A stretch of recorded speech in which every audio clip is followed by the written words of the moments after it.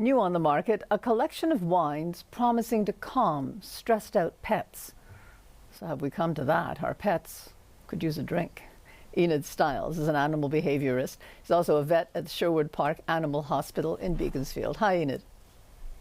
Hi there, Mitsumi. So, Enid, are we seeing a lot of stressed out dogs and cats these days?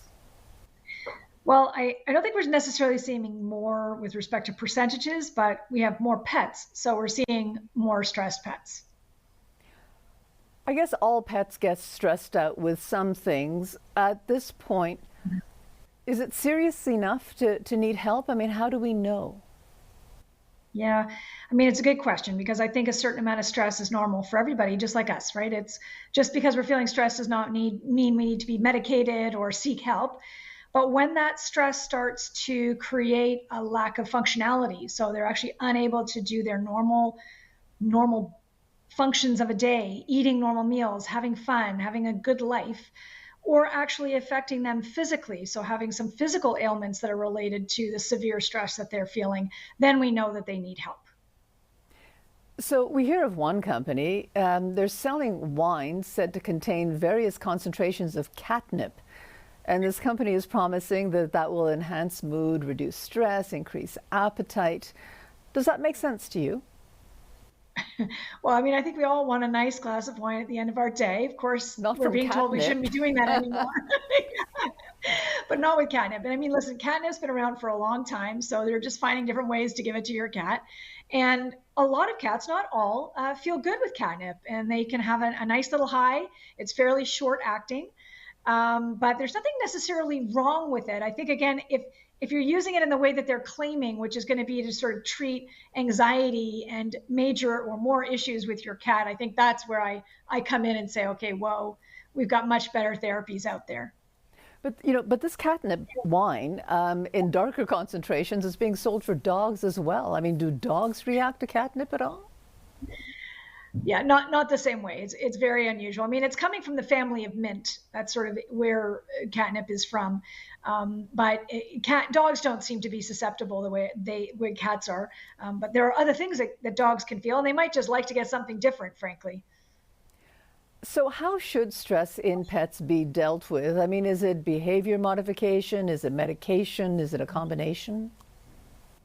Well, I think again, it comes down to if they're really being affected severely and it's affecting their quality of life, then yes, we should be looking at different therapies. And that might include behavior modification, trying to teach them alternatives to the way that they're behaving and have them learn a positive thing instead of something that's really, being reinforced and being a very negative behavior.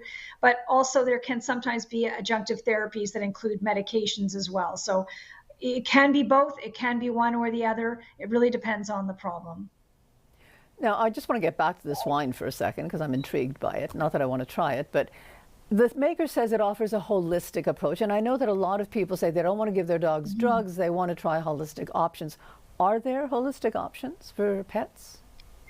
Yeah, so I mean, the thing about the catnip is that there's no real research that demonstrates that it's really effective at treating sort of more significant problems. So when you look at evidence-based, there's not much there. It's a short-acting, happy thing, but that's about all it does. But we do have some non-medicinal products out there, so ones that have pheromones that are, feeling good feeling pheromones from other animals. We have casein, which is coming from mother's milk, so a protein that helps.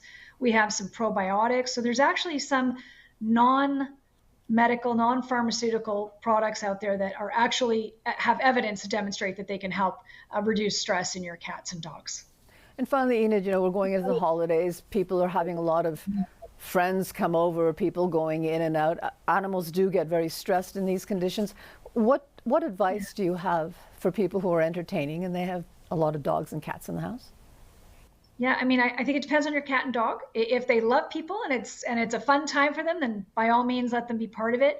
Otherwise, don't be afraid to keep them separated. Put them in a room with something fun to do, because it can be very stressful for them. And sometimes that's where we see incidents happen, not only between person and animal, but also animals eating all sorts of things they shouldn't be eating over the holidays. Okay, well, that's what my dogs are looking forward to, actually. But anyways, okay, thank you very much for this, Enid. You're very welcome.